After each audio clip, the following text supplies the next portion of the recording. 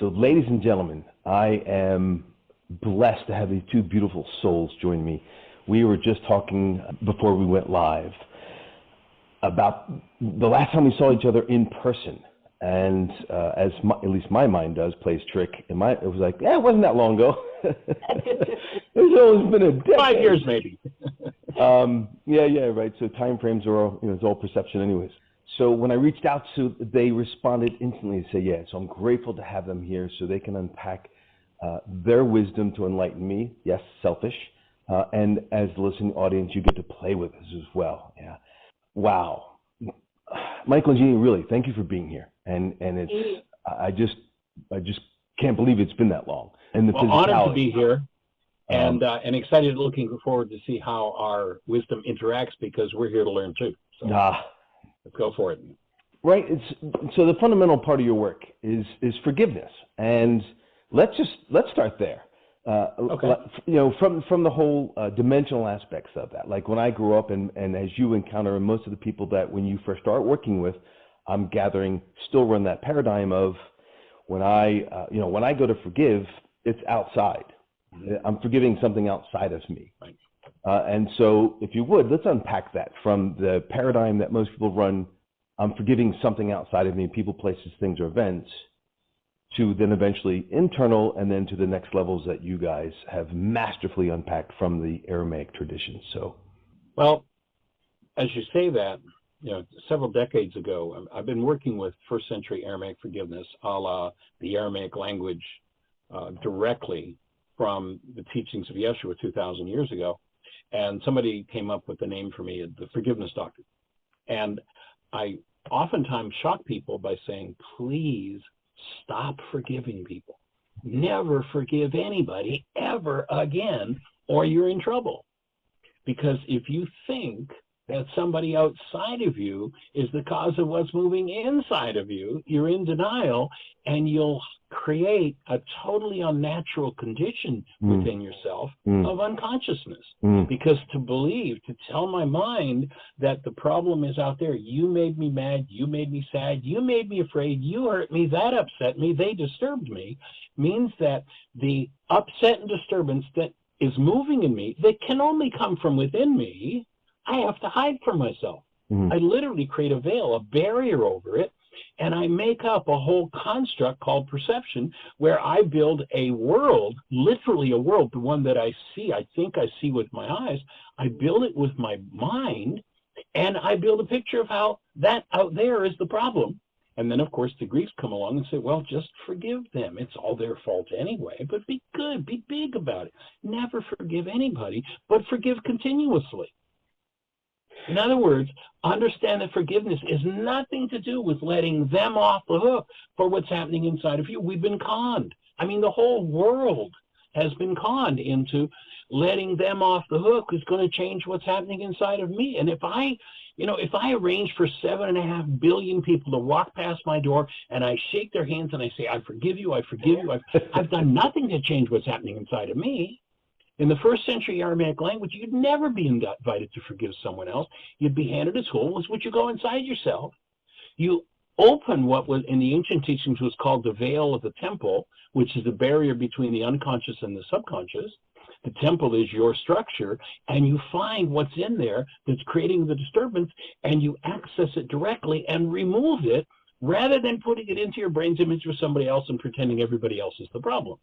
One of my favorite tongue-in-cheek lines is, you'll notice if you've been through it 87 different times with 42 different people, you're the only one that was there every time. It's about you, it's not about them. But we can create this hallucination called perception, where we literally see this hologram. The brain generates, the mind generates a hologram, a world that's so detailed, pictures on the wall, and shelves and lights. And it's nothing but a hologram produced by the mind. There's no life in it, but that's where most people live. You've got to collapse that sucker, and forgiveness is about collapsing that false world of perception and opening to the truth of who we are, accessing what's hidden, bringing it forward in the presence of active love, and dissolving it. There's where the forgiveness happens. When the root source, which oftentimes is multi-generational, of our pain and trauma are constructs that are based in pain. Those constructs, when brought forward directly, instead of projected into our constructs about others, when that content's brought forward directly in the presence of love, it dissolves. And there's where forgiveness happens. So it's the removal of what doesn't belong in us, not letting somebody else off the hook because it's firing in us again. I did listen to your introductory video the other day, and I kind of had to smile when, as you were describing, and I haven't been privy to what you've been doing to your body for the last few years, but it sounds like it's been pretty intense. And your question was, why is this happening to me again? And, I feel blessed the universe reserved that title for my book, that when I wrote it 30 years ago, when I started looking, nobody had written a book by that title, so it was mine. And, the fact that we're creators and create out of an unconscious part of ourselves is where the problem is. And forgiveness is about accessing the unconscious part through which we create over and over and over again the things we don't want to face, accessing them directly and removing them from the structure, thereby changing our creative process. Does that fit? Any thoughts to add to that? So before Gene, I just wanted to share with the listening audience, I'm going to hit, so we're going to stop in this and come back for part 2 next time because, ladies and gentlemen, what Michael just laid out succinctly in 5 minutes, it's been a lifetime of work between these two beautiful people. What was just shared in a stream of consciousness, literally, please stop. Well, I won't project. I'll need to stop and re-listen to that because the refinement of the the wisdom that's laid out in that last 5 minutes, the depth and breadth of what's there, period. That alone is a massive game changer. So don't just listen over that and keep going. Listen over that, let it penetrate, and then listen again and feel where you feel it. And so again, sorry, Gene, for you to add the wisdom to that. I remember hearing years ago when I first met Michael, I remember hearing this one piece connected to this around forgiveness and relationship. Isn't it funny that the other people are the problem, then how come I'm the one with the pain? Yeah. Right? Sorry. So Gene, please expand, add, play, go somewhere else. No, it's fine. And Michael covered it very well in 5 minutes. It has been a process. We are still working on ourselves. When we present, this is how you do it. And everybody's like, well, how do you get there? How do you do that? And it's like, we still get triggered and we still have to, do the forgiveness work, and we're still working on ourselves and moving forward and learning every day. So, it's just a process. And it's a lifetime process. Lifetime. Right. Yeah. Mastery is a process, not an event, right? Right. Yeah. And so, ladies and gentlemen, part of, I believe the video Michael's referring to was me sharing part of my story of my taking full responsibility for my life, was waking up from victimhood, right? And because at that point, I was fully out in victim consciousness. Things, I attracted these events in my life where I was getting busted up a lot and going through the windshields of a car and getting run over by cars and hit on motorcycles, right? I'm like, slow learner. and finally sitting there, broken, like Evel Knievel, busted up multiple times going, all right, this isn't fun. There's got to be something going on here. And was there a skydiving incident there? Oh, yeah, there's skydiving.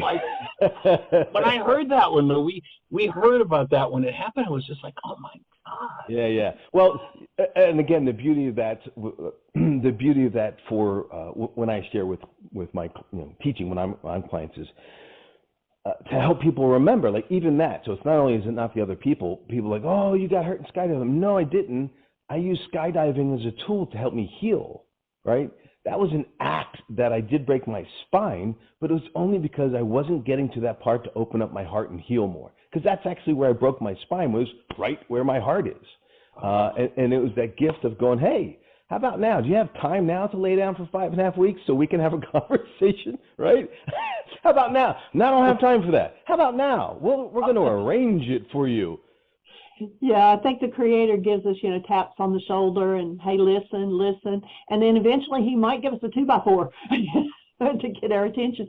we did the same thing, when COVID came along, and, we went through what it hit the first of 2020 really hard here, first time, but for us, it was an opportunity for me to look at fear and, to really work through that process. And I mean, the first time we got it, it was like 10 full days of really yuck, but it was an opportunity, and both of us came out the other side healthier and better. And we saw some areas in our life that had been issues before that now were not an issue, and so it was really using what would be called an accident or a disease or whatever, and using it for your opportunity to heal internally.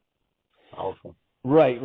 So that's the beauty for me, and I know it's a fundamental part of your work, is reminding people that life happens for us and not to us. Right. But you make a point. Oh, excuse me. Go. Well, I was just going to say, you're making the point of, am I ready to lay down for 5 minutes and listen? We did a workshop in a high security prison in Ionia, Michigan, back a couple of years ago. And this is a facility where they bring all of the worst offenders from the state of Michigan and put them in one old Civil War facility. These guys, the men's prisons, these guys are in there for 25 years to life. So we did a couple of weeks of workshops. The warden of the prison actually came to the workshops, and he just got it, and he was there to really support these prisoners. So one of our teachers up there went in and did a series, a support group on forgiveness with the group. And then a course we have created called Laws of Living was originally designed for the prison system. So he was going in to teach Laws of Living. And he did an 8-week series, and there's always been a tradition since Laws of Living was created 40 years ago. There's been a tradition that the inmates that did it had to pay for it. Well, these guys are in there for 25 years to life. They might work in the commissary for a couple hours, and, we still have slavery in America. Prisons, it's legal to do slavery. A lot of big businesses are really slavers today still. It had not been outlawed, although there are more and more states doing that. In any event, they might get 25 cents an hour for working 4 hours a day, so they can't pay for it. So we set it up so that they had to do 5 worksheets a day over the period of the 8 weeks, and that was their ticket into Laws of Living. Nice. The day the course started, every man showed up and had exactly the same excuse for not having the 5 worksheets a day. Now, these are guys that are in their cells, unless they're, working in the commissary for a couple hours or, whatever. They're in their cells 23 out of 24 hours, 7 days a week. They didn't have time to do the worksheet? Exactly. They were too busy.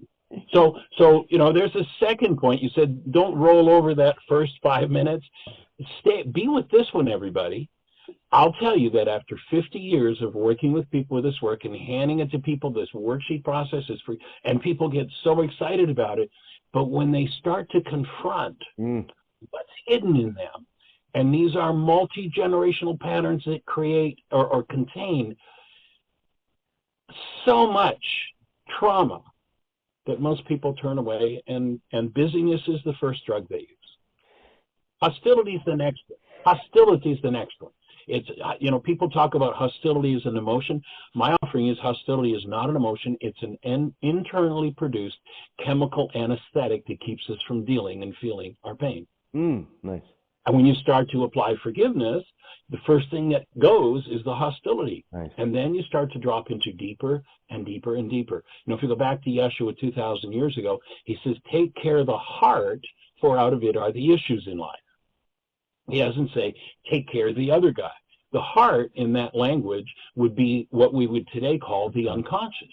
Take care of what is unconscious in you, because that's where the energetic accumulation is from generations and generations of dissociation and suppression.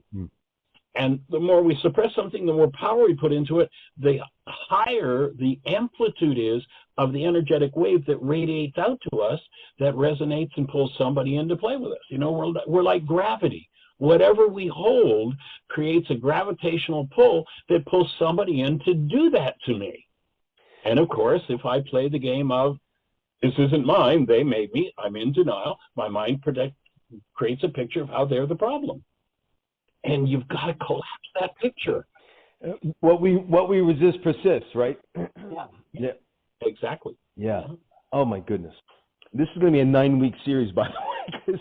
It might be a 2-year series, Lou. Whatever it takes. Whatever it takes, we're here for it. Let's unpack that. So what I would ask and request is for the listening audience, because I love and fully resonate with the multi-generational. So it's not genetic as it is energetic. It's stored genetic, but it's not genetic from the place of the traditional part of I have this stuff and I'm trapped in forever and I'm screwed, right? Oh, yeah, versus absolutely. It's just coded in the memory cells. And so first of all, describe what that is so people get a different paradigm of it. And then because of the power of the work to unplug from and heal the multi-generational traumas that are stored in our own system that we keep playing out because we don't know we're playing it out. Right. Can I jump in there first, Michael? Please. Say again. So first of all, the first thing that popped in my mind is an example that I give sometimes of, like, there's wiring that goes from the switch on the wall over here up to the fan. And so the potential for the fan to come on and the lights to come on is there, but I have to flip the switch to turn it on. We all have the potential for anything and everything within us, genetically, whatever. But it's up to us to flip the switch on or off. And so, that was the first thing that I thought of. Have been writing a book for several years now. I'll get it finished one of these days. And it's called Healing the Generations, One Breath at a Time. Mm. And it came to me, we do a process called still point breathing. Mm-hmm. And during a breath session, it was, if you asked me if I believe in past lives, I would say no, but it felt like it was me. And I was a Native American child and had been captured by white men and the abuse and everything that went on through my life. And when I came out of that breath session, like, I had physical pain, my hips, actually, I think one of the first times that I came to you was right after that, because you had some Native American things above the table that I laid on that you were working on me, and it was like, whoa, wait a minute. But anyway, so a book is coming out of that experience, but there are things that are passed on, just like the color of our eyes and the color of our skin, that hasn't been dealt with before, that is genetically in there, and it only comes up when you're vital enough to deal with it. So it's not like, oh my God, all these things that my great-grandmother and grandfather did and all this, I'm going to have to deal with it. Not until you're vital enough, and then it'll come up one at a time, and when it's in your face, that's what you work on, that's what you deal with as you move through life. And we've got a whole lot more choice than the world has taught us. We're now understanding epigenetics. As Jeanie said, the light switch is there, and when we decide to, say, for instance, eat the SAD diet, standard American diet, put away a fifth of scotch, that is an environmental signal that flips the switch that brings into play things of a disintegrative nature. One of the foundations of my work comes out of Einstein's mouth, and here's what he says. On such things as matter, we have been all wrong. What we have heretofore called matter is energy, whose vibrations have been so lowered as to be perceptible to the senses. There is no matter. As you say, Lou, we live in an energetic world, not a material world. And literally, as an energy system, every experience that each of us goes through enters us as an energy and is stored holographically, my take is, in every cell in the structure, including the sperm and the egg. So when a child is conceived, they literally have all of the energetic patterns of both of their parents. And those energies are there as potentials, and there's certain behaviors that if we engage in them, throw the switch for the drama and trauma life to be lived out. And there are other behaviors that throw the switch for aliveness and joy and creativity, and the human life that we're designed for comes through. And we have choices about that. And the challenge is, to me, that the behaviors that throw the switch for destruction in the human form make a lot of money in the world. So they get promoted. I mean, this year, we got a new year going. 3.3 million people in the world are going to die because of alcohol. 3.3 million people. That's a big money business. And most people have a special cabinet in their homes where they keep a fluid designed for celebration. When their favorite people and their family and their friends come over, they reserve the fluids in that cabinet to serve them so everybody will have fun. And the epigenetic switch is thrown for, the teenager died from alcohol poisoning after that party. The fights that broke out when people went into a stupor because the inhibitors in their brain were shut off by alcohol. But it's promoted as and approved by the whole culture because there's a lot of money in it. But it's a tragedy that it's even presented in our world as an option. It's a tragedy.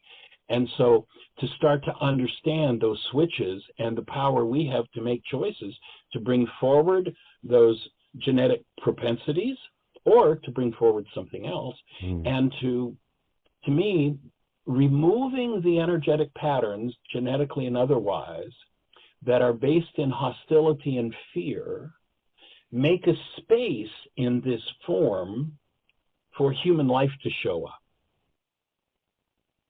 And hate and fear and rage and guilt are all corrupt datas that inhibit human life. Human life, now many people say, well, Michael, what is human life? Well, have you ever held a newborn? Have you ever held a newborn, Lou? Many times, sir. So go back to one of those times, if you would, and hold, this is a question Jeanie usually asks in the workshop. Go back and hold that newborn for a second again and tap into the essence of the newborn. What word would you use to describe, and I'll invite everybody who listens to this podcast, what word do you use to describe that newborn's essence? Love and pure potential. Yeah. So that's a question Jeanie and I have asked of tens of thousands of people all over the globe in every culture that we've been in, which is many over the years. Everybody's answer is always the same. It's always some variation on the theme of love. For me, that documents that we are love. That's it. That's the essence of the human being. But we have this generational body-mind unit that's bought into thought disorders based in insanity, messages that come from what we identify as a power person that we tend to buy into, and we literally generate a whole self out of that misinformation that we think we are. This is a self, if you go back to Yeshua 2,000 years ago, he says, in order for you to live, you've got to die. And that doesn't mean, go put a bullet in your head. It means that the false self, based in corrupt data, anything to do with hostility and fear, blocks the ability to incarnate in this world, in our form, as the created essence of love that we are. We live in a culture, we all came in exactly the same way, every one of us. And our culture has refined the skill of slapping that out of us, that experience, and then sending us out the door with a message that says, go find somebody to love you. Go find somebody to love. And we started totally, completely false search, thinking that it's something we're going to find out there, when what we need to do is collapse all of the lies of our power person, all of the messages based in hostility and fear that the world has given us, all the addictions that keep us locked in that place, and face and remove what has been building generationally in our structures for thousands of years. And by removing those corrupt energetic patterns, anything based in hostility or fear, you know that your mind is generating a construct that's false. Removing those things creates a space where active present love enters form and expresses in the world. What a beautiful, thank you. What a masterful job this institutionalized process has done to deviate sentient beings from their true path and continue living into a distorted lie that causes pain and suffering, right? It's incredible. It's satanic.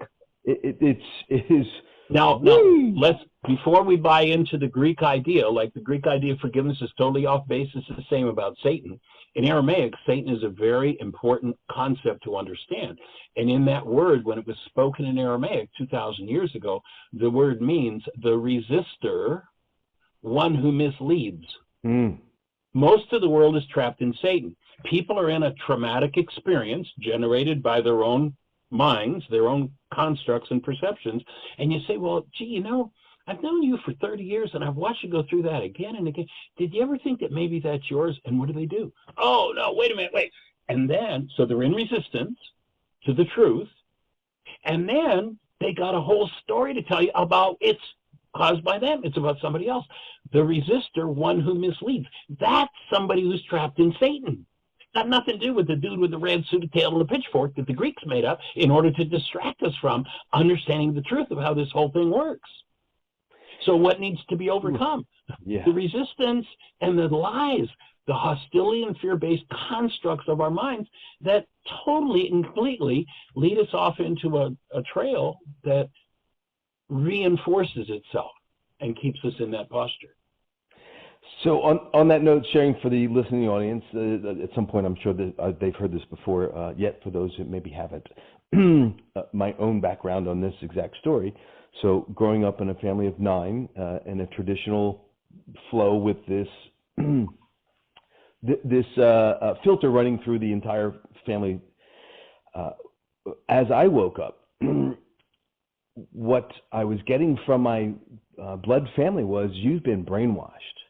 And when it first came at me, I was in that place of defensiveness, like, no. And then I finally set it in, like, you know what? I have. I've actually taken my brain out and scrubbed it clean from all of the the misinformation that was put in there to keep me thinking everything, the uselessness and the this and the that and the blame and the victimhood. And so after I continue to scrub it, to that awakening of going, oh my goodness, no. I'm responsible for everything that happens in my life because of the patterns that I run, especially the ones that I'm not paying attention to, I'm running because they're in the unconscious. But it's my job to go there and pay attention to them. And as you both teach us, well, how do I know what that is? Just take a look at what I've created in my life. Look right? at the fruit. Yeshua said, look at the fruit you produce. 100%. And that's a great word to use, scrubbing. That's exactly what forgiveness is.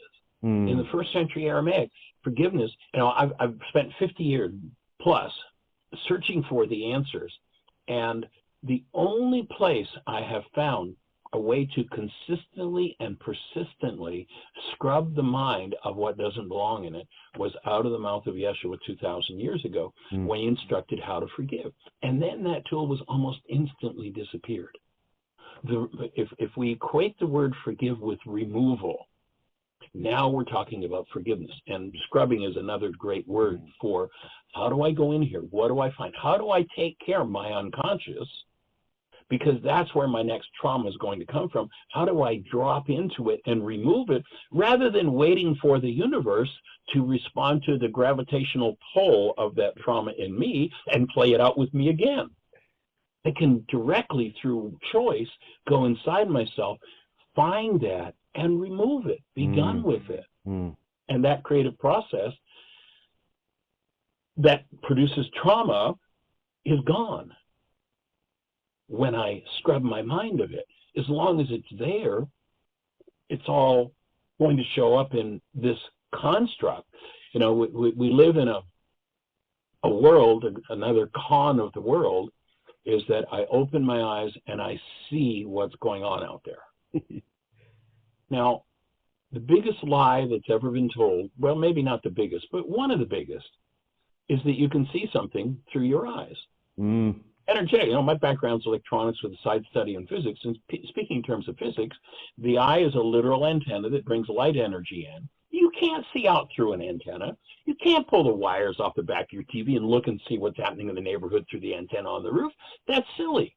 And you can no more see out through your eyes than fly in the air. Information comes in. It's a one-way valve. The information that comes in resonates content, genetically and otherwise, and then the mind produces literally a construct called The World You See. We've been tricked into believing that what we see through our eyes, and we don't. We see it with our brain. But that's reality, Michael. Everything I see, I can prove That's exactly what it is. It's reality, and it's a replacement for actuality. Everybody lives in their own reality, totally, completely, 100%. There's an interesting quote, this is something we've been teaching for years. There's an interesting quote that comes from the CIA on this topic. They did research on, and I'm just looking at my phone right now to find the quote. They did research on, they've got a book you can download on their website. We actually copied it to ours because they kept moving the link, called The Study of Human Intelligence. And there's a chapter in it on perception. And here's the conclusion after spending who knows how many millions of dollars. Here's the conclusion that the CIA came to. You can download this from their site or from ours. Perception is demonstrably an active rather than a passive process. It constructs rather than records reality. Perception is a process of inference in which people construct their own version of reality on the basis of information provided by the five senses. So every person, there's some Harvard research that says in the time frame where 10,000 brain cells are firing, there are 10,000 measurable units of electrical activity going on. The max amount of data that goes into the construct of the mind is 9 bits. We see 9 bits out of 10,000 brain cells firing. And it's been estimated that in that same time frame, the actuality contains perhaps 20 trillion bits of information. It's interesting, our granddaughter is 4, and she took a great interest in anatomy and physiology when she was just under 3. She would sit and watch. I actually had a set of anatomy cards that I showed her one day. Jeanie and I showed her. And she sat with those cards, this was just before she turned 3, for over an hour going through them, asking questions about everything about the body. And now, and since then, she'll sit 45 minutes at a crack and do it 2 or 3 of them in a row, watching anatomy and physiology videos. So we got her a skeleton. We call him Mr. Skinny. You can take the muscles off and all the organs out. She loves to play with it, and she loves to do Play-Doh copies of the body parts. She can tell you where the pancreas is and where the adrenals go and, what the diaphragm is. She's 4. She can tell you all that. So she likes to use Play-Doh to make the parts. So a few weeks ago, a couple months ago, she's making some body parts. She says, Papa, I want to watch that body video. So we turn on the TV and we get the video she wants to watch. And it's a cartoon outline of a human form and all the organs in it. And the organs kind of fall out on the ground in order of size. And then each organ sings what it does, what its part is. So the eyes come up and they sing, I am your eyes, I am your eyes, I see the world around you. Harriet looks at me and says, Papa, they don't understand, do they? We see with our brain, not with our eyes. At 4, she got that. And I'd never said that to her. Now, the first year of her life, our radio shows 5 days a week, and it happened to be at her nap time. So I would be laying down doing the radio show with her on my shoulder, sound asleep, and doing the radio show through my headset. That was how I did my radio show for the first year of her life, or maybe a little better than a year. But she just came up with that totally on her own. We see with our brain, not with our eyes. And that's exactly what neuroscience is telling us. It's been proven. There's no question about it. And then, of course, the CIA to say it, that's pretty profound that they're actually expose the truth to the world. Well, there's the beauty of that, right? So listen to the audience, that piece there where here's the CIA, right? This is an agency of the U.S. government, spends our tax dollars to prove, indeed, this higher level of this truth.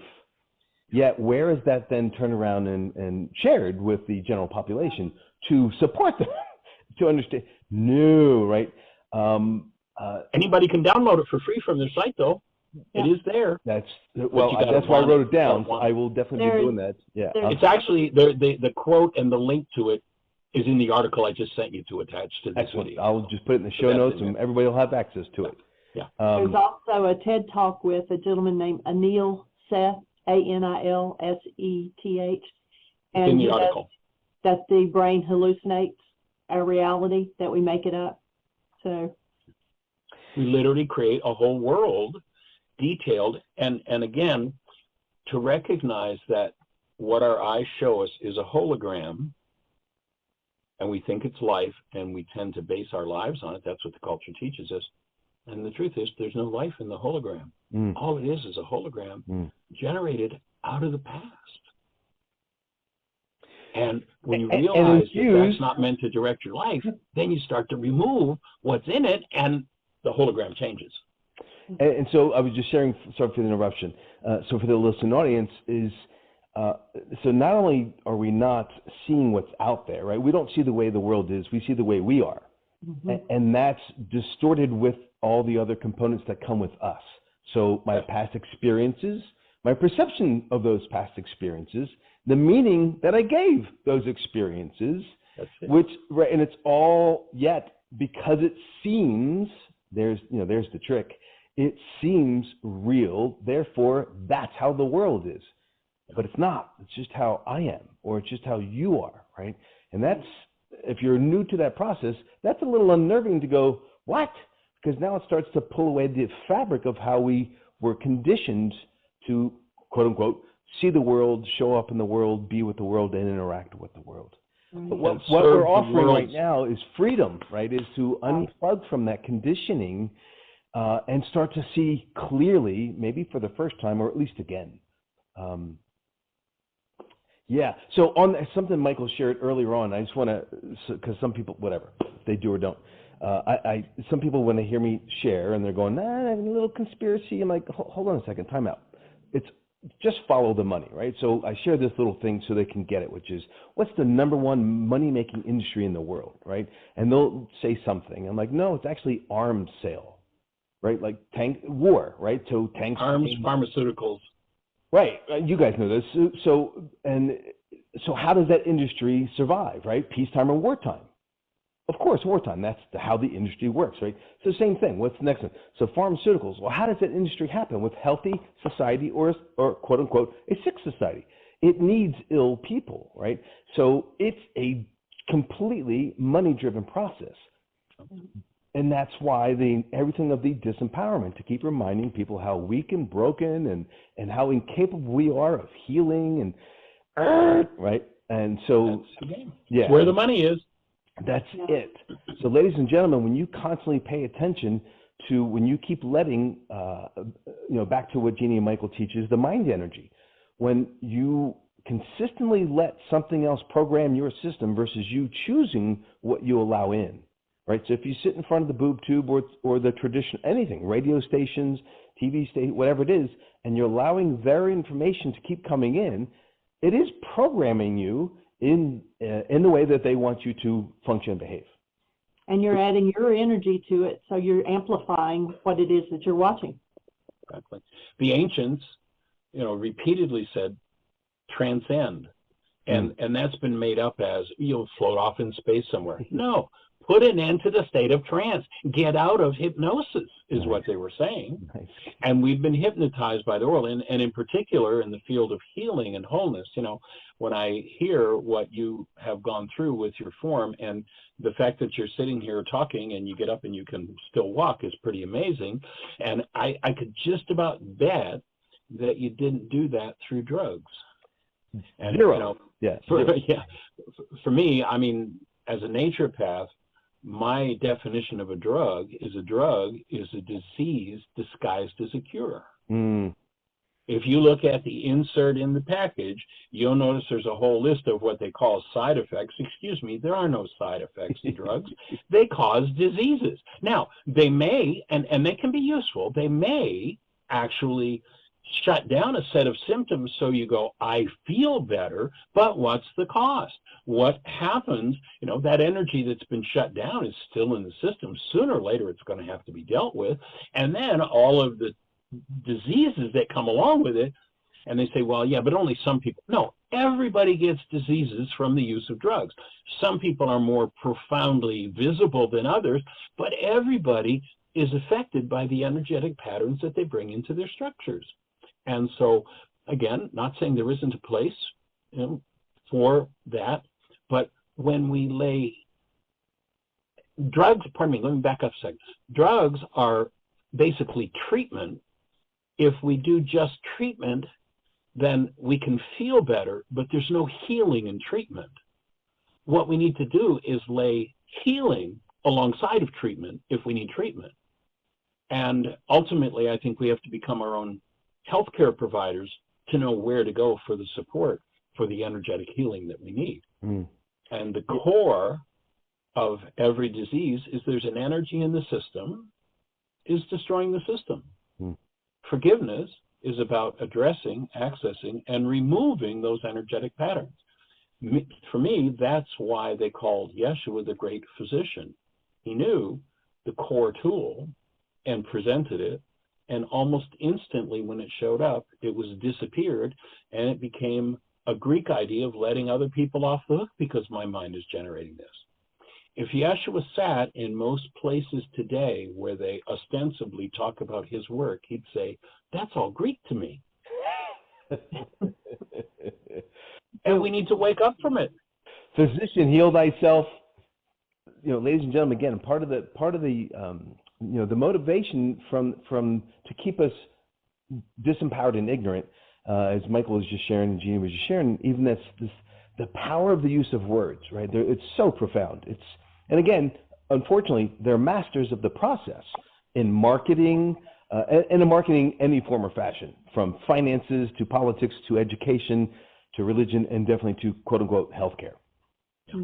That simple place of, well, it's a side effect. And Michael just said there's no such thing. Open up a physics book. There's no law of cause, effect, and side effect. There's absolutely no law in the universe. There's cause and effect, period. So if you ingest something, Good thought. And it was meant to turn your hair purple, but your liver fell out, oh, well, that was a side effect. No, that's a direct effect. It might be an undesired effect, but it's a direct effect. However, playing with the words, then we start to believe, oh, no, it was just a side effect. As long as we keep allowing these types of mental distortions, then we keep trapped in the story. Yeah. And you go back to Yeshua, reinforcing what you just said, and he talks about words, and he says the power of life and death is in our words. Words are literally frequencies. I mean, what we do with this voice box is a vibration, as Einstein said. Vibrations so low as to be perceptible to the senses. This thing introduces frequencies into this form that become integrated into this form. And they're of two qualities. One of them is integrated, will build the system up. One is disintegrated, will tear the system down. Hostility and fear are always disintegrative energies. Now, the ego tries to make up stories about, well, yeah, but, my rage helps me take action. So, well, okay, your rage helps you take action, but what do you suppose would happen if you're taking that action out of a connected space of love? Would it perhaps be 10,000 times more powerful? I mean, I've got a dump truck coming. We're getting a dump truck that's going to come and unload some soil here. I can go unload it with a teaspoon. And 2 years from now, I'll have the dump truck unloaded. I mean, I can do that. And that would be like saying I use hostility to make me take action, where we're designed to function out of the active presence of love, and our words are key in that whole process. That makes me think of, I use an example. I do workshops with women mostly, but one of the examples I always use is I was raised on a farm part of the time, and back then my grandfather used horses to pull the plow, and they put blinders on them. And that was so that it would follow direction and go straight and do a straight row. If it didn't have those blinders, then it could see the, filly over here or the hay over there or whatever, and it would do its own thing. And I said, it's hostility and fear is like those blinders on the horse. We just, it keeps us just going straight ahead and doing what we're told to do to go, where we're supposed to go and all this. And we don't see the potential outside of us. And the answer to every question that we ever have is there. I mean, we have 360-degree vision, but we've got these blinders on so we don't see it. And the answer to our so-called problem might be right beside of us, and we can't see it because we've got the hostility and fear going and keeping us from seeing the whole truth. Great point, Sweetie. That's it, exactly. Yeah, right. So that beautiful, I've heard it in so many different, the parable story whatever. So some mean people discovered this source of true potential for humanity. And there was 3 of them. They said, "Hey, we got to hide these from these people because if they get this, we're going to be out of business." And the first one says, "Okay, I know. We're going to hide it on top of the highest mountain, right?" And they're like, "No, that's a good idea, but eventually they're going to learn how to climb up there, and they're going to find it, and we're going to be out of business." And the other one says, "Oh, we'll take it to the deepest part of the sea, right?" Well, and they're like, "No. They're going to invent a submarine, and they'll eventually find it. We're going to be out of business. We got to put it someplace they'll never ever look, and they'll never find it." So they thought and they thought and they thought. And then the third one goes, "Just put it right inside of them. They'll never look there," right? Yeah. And right, how true that is. So again, ladies and gentlemen, when you listen, this is, if I went back 45 years ago and I was listening to, I wouldn't be listening to this podcast because I wasn't ready to hear what it was saying. But if I did, somebody plopped me down, just that place of like looking within. Like, first of all, what does that mean? Right. So let me start from here. When we incarnate, we enter form as a baby. We're crawling around and we're exploring our world. We go out into our senses, right? So I pick up the marker that I found on the floor and I bang it so I can hear it. And when I'm holding it, I can feel it.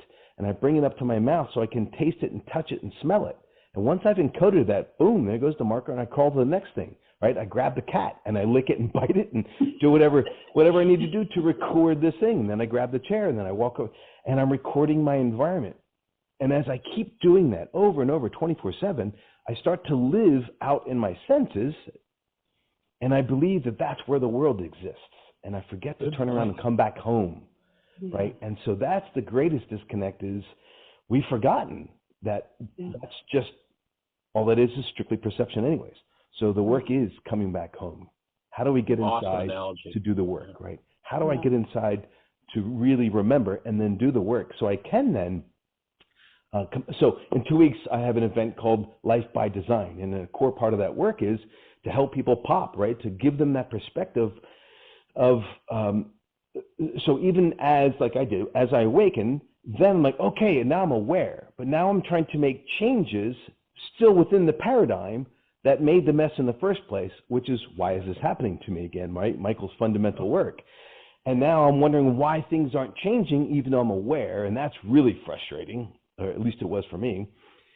So not until we really pop out of the quote-unquote matrix to go, oh, wow, now I have a clean slate to make true choices from, not trying to make them from within the confused matrix in the first place. Great explanation. I love that thing of how we extend it out into the senses. Is that copyrighted? Can I use that? It's copyrighted now, but you can use it. It's a 5% royalty. That's a great way to say it. So I don't know just how much time we've got left, but I'm wondering, where you want to go from here. One of my thoughts is that it would be cool perhaps to deliver a shock to people and describe exactly how forgiveness works and what you need to do to carry actual forgiveness out. That would be one direction, but I'm open to your thoughts on that. First of all, that sounds great. Thank you for even pulling me down. So I just looked at the clock to honor everybody's listening time. Why don't we do that? So as Michael and Jeanie bring us into close with this, how do we actually implement forgiveness into our life?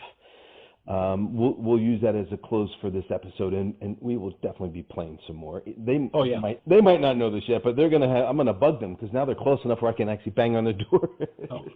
We're happy to do this anytime. Yeah. And so, ladies and gentlemen, also listening, so in the show notes, right, we'll have links to their site, to their work. It's filled with just buku amounts of content right there. For their entire purpose is to get this information into the hearts and minds and souls of everybody on the planet. And that's not just a concept, it's real. I mean, once you land on the site, whyagain.org, and again, I'll have all these as hyperlinked in the show notes. Right away, you'll see there's Michael's book, free for download. There's tons of videos, like free to watch and access right there. The radio show, there's tons of content that you can absorb, and they also have plenty of to dive into further. DVDs and CDs to be able to consume streaming content and their live courses. Yep. So there's many ways to enter the world and keep growing and learning. And there's plenty of resources that they freely give out to make sure it gets into the heart and soul and minds of as many inhabitants on this planet to keep healing the entire spectrum. So, yeah, thank you. So please take it away. How do we do this thing? Yeah. Well, probably out of this conversation are going to come a lot of questions, and your workshops are addressing those questions. And it takes a village. It takes all of us to get this whole picture together and workable for people. But questions will come out of it. And one of the things that we do is 5 days a week, we have a radio show from 1 till 2 o'clock Eastern time. And it's an internet show. People can access it on the internet, but most people, because they've got free long distance, listen to the show on the phone. So people can call in from 1 till 2 o'clock Eastern time, 5 days a week, and ask questions. If you dial 563-999-3581, you'll be listening to the show. And then if people just push 1 on their phone, it raises a hand. Jeanie runs the control panel. She'll introduce them, and the three of us will be having a conversation. So that's available for questions on this and refinements. And of course, the app explains the whole process, or gives you the facility to use the tools. And on every page of the app that Jeanie has so geniusly designed, there's a button you can push. If you're at step 3 in the worksheet, you go, I don't understand this. Type us a question, hit the button, it'll send right from the app.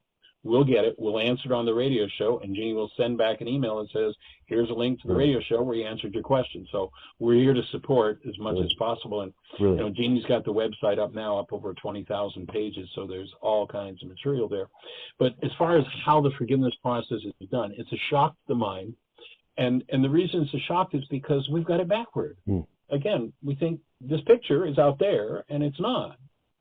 And so a starting point to recognize how forgiveness is done is, we'll ask everybody, notice that unless you're just a generally miserable person, the only time you point any form of upset, any form of hostility at anyone, including yourself, is if that individual violates a goal that you have for them. Notice that, if you're a reasonable person, you're pretty happy with everybody until they're not doing what you want them to do. You've got a goal for them. And this is the key way into first century Aramaic forgiveness. In the Aramaic language, the word forgive is shabag or shabak, and it literally translates, it's translated as forgiveness, but it literally translates to cancel.